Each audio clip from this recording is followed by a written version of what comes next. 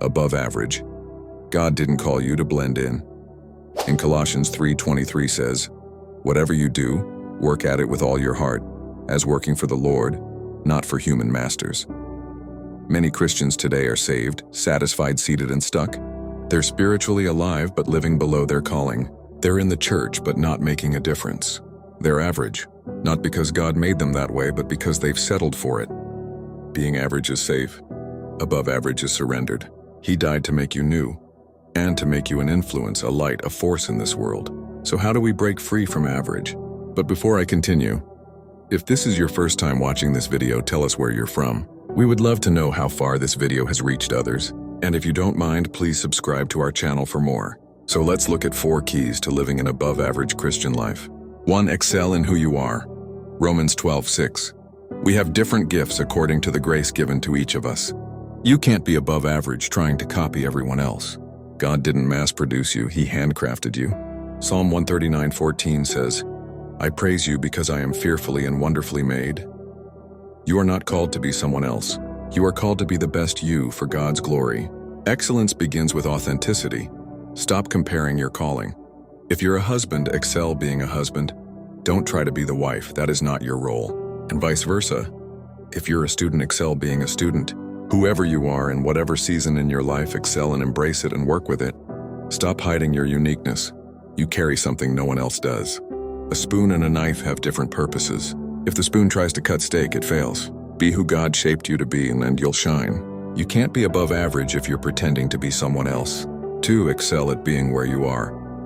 Jeremiah 29:7 says, "Seek the peace and prosperity of the city where I have carried you into exile." Some people are waiting for a better church, better job, better city to start serving. But if you can't be faithful here, you won't be fruitful there. Stop waiting for a better time or better conditions. Don't wait for a better assignment. Excel wherever you are. Joseph prospered in the pit and a prison before he ever ruled in a palace. He made wherever he was a better place. Wherever you are, work like God put you there because He did. Be available for God to use whenever and however He wants. Average Christians complain about where they are. Above average ones bloom wherever they're planted. Excel with what you have. 2 Timothy 1:6. Fan into flame the gift of God which is in you. God isn't asking you for what you don't have. He's asking you to steward what you do have. The widow only had oil, and it filled every jar she brought. David only had a sling, and it brought down a giant. Moses argued with God, saying, "I only have a staff." But God used that staff to part a sea. God doesn't need more from you, just more of you. If what you have is time, use it. If it's gift or talents, use it, don't hide it. Excel and use it for God's glory. Average Christians bury their talents. Above average Christians multiply them. First, excel while you can. Ephesians 5:16. Make the most of every opportunity because the days are evil. Life is short, your calling is urgent. Don't let fear, laziness, or excuses rob you of your now. Imagine standing before Jesus and realizing you lived your life at 40% of your potential because you were too busy being comfortable. Average Christians procrastinate. Above average Christians seize the moment. God is not looking for perfection, He's looking for passion. He's not asking you to be the best in the world, just the best you He created. In Revelation 3:16, "Because you are lukewarm, neither hot nor cold, I'm about to spit you out of my mouth." God is not honored by mediocrity.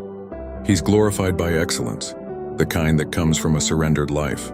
Have you settled into an average walk with God? Proverbs 6:6-8. Go to the ant, you sluggard, consider its ways and be wise.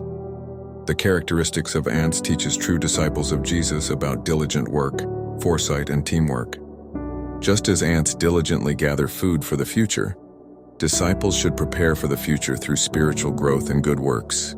The ants has the ability to work together as a team, also highlights the importance of unity and community within the Christian faith. Ants are constantly working, even when no one is telling them to, and they gather food in anticipation of the harsh winter months. Ants are not just working randomly, they build and they have a plan.